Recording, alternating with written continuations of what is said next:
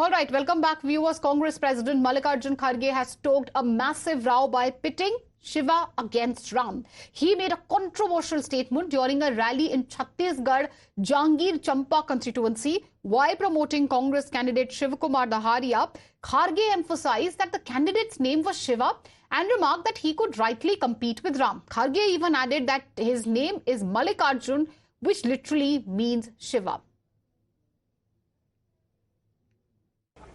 ये सूखने वाला फूल होना क्या मजबूत काम करने वाला हाथ होना, आप बताइए। हाथ तो हाथ हमारा चिन्ह है और हाथ के आप मोड़ लगाओ और हमारे लोगों को जिता के लाओ। और हमारे यहाँ के जो कैंडिडेट हैं, क्या शिव कुमार डहरिया, देखो इनका भी नाम शिव कुमार, अबे बराबर है, राम का मुकाबला कर सकता है क्योंकि ये शिवा है। मेरा भी मल्लिकार्जुन बोले तो मैं भी शिवा हूं। And fuming at the Congress over Kharge's remarks, BJP claimed that anti-Hindu Congress has now stooped low to divide the gods in our religion, as they always use divide and rule practice, a charge which has been levelled by the BJP.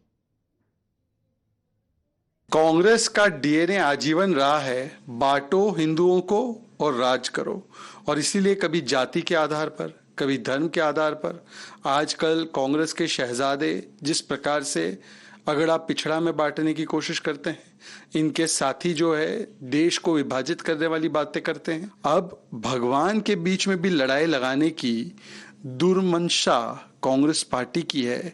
ये दिखाता है कि Congress party Modi विरोध और BJP विरोध में उतरते उतरते आज प्रभु श्री राम के विरोध में, हिंदू और सनातन के विरोध में, और किस प्रकार से हिंदू धर्म को भी बंटवाने के चक्कर में लगी है, क्योंकि उनको वोट बैंक को तो एक करना है परंतु हिंदू बांटना है। और कांग्रेस से ये अपेक्षित है। इनके साथियों ने तो सनातन समाप्ति की बात की, हिंदुत्व को आईएसआईएस बोको हराम कहा। However, the INDIA bloc defends Congress boss Mallikarjun Kharge, stating that it is not Kharge but BJP which is sowing the seed of division amongst the people.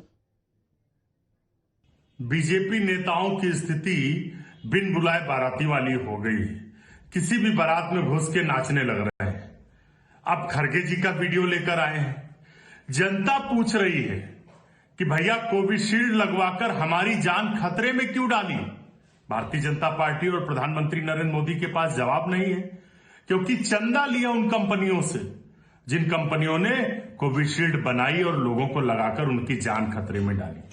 जनता पूछ रही है कि बेरोजगारी महंगाई क्यों नहीं दूर कर पाए। भारतीय जनता पार्टी के नेता संविधान बदलने की तैयारी में लगे हैं, तो इनको देश के लोगों से कोई लेना देना नहीं है। इसका मतलब यह है कि राम से कोई भी दूर नहीं। राम की प्राप्ति हर व्यक्ति करना चाहता है, और मैं तो क्या, मेरी माँ क्या, मेरी दादी क्या, वो तो सब राम का ही नाम लेते रहे और हम भी राम का ही नाम लेते हैं। लेकिन राम का विरोध तो नहीं कर सकते ना भाई। और अगर कोई ये सोचे कि राम सिर्फ उनका है तो नहीं है। राम देखता रहता है, लेकिन राम जब अपना इस्तेमाल करने वालों का हाल देखता है तो बहुत सारी जगह हैं, जैसे कर्नाटक है, कुछ ऐसा भी हाल हो जाता है।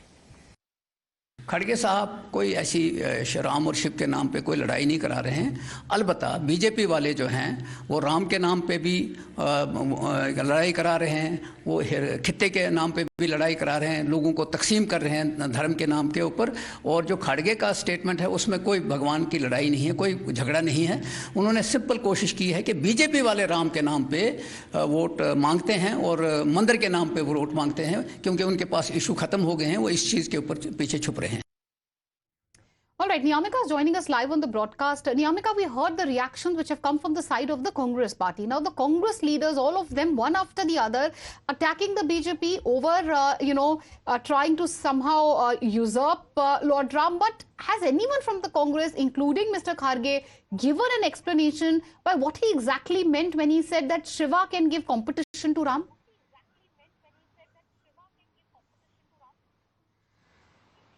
Well, just now there was a press conference of the Congress General Secretary Jairam Ramesh in which this question was being asked to him, as he is the General Secretary of the Media Department of the Congress Party, and he said that Mallikarjun Kharge hasn't said anything wrong, but if BJP is having any problem with his statement, they can make a complaint about it. As the Congress Party is clearly defending the statement of the Congress President Mallikarjun Kharge, in which he has said about the candidate of the Congress Party from Chhattisgarh, whose name is Shiv Kumar Dahria, as he said that his name is Shiva and ye barabar ki takkar de sakta hai Ram ko. So that was the statement which was being made by the Congress President Mallikarjun Kharge. He also mentioned about his own name. He said that the meaning of his name is also Shiva, as it is the BJP who is trying to get the votes on the religious basis, but people are not fooled. They cannot divert the issues, and that's what is being repeated by the Congress General Secretary Jairam Ramesh as well. He also mentioned that this is basically an attempt on the part of the BJP to divert the attention from the real issues. When we have spoken to several other leaders, they have also said that the BJP is trying to bring in these issues on the basis of which they can polarize the society so that they can divide the votes amongst the two different communities, and that's the reason why the BJP is once again breaking up this entire matter. Basically this entire statement of Mallikarjun Kharge has given ammunition to the BJP's allegation, in which they have continuously saying that the Congress Party insults the Sanatan Dharma, and that is what is being done by Mallikarjun Kharge as well in his recent statement. All right, Niyamika, thank you for joining us with all the details and the war of words, bringing us up to speed with the same as far as Kharge's remarks and the politics around it is concerned. We'll be shifting our focus now from one controversy to the other. Now, after a controversy, remember, viewers had erupted over Salman Khurshid's niece's remark, Maria Alam, who had spoken about quote-unquote vote jihad. We have a very interesting reaction which has come from the side of the SP. Akhilesh Yadav of the SP says it's a slip of tongue. So INDIA bloc SP standing firmly behind Maria Alam. Listen in to Akhilesh Yadav's reaction.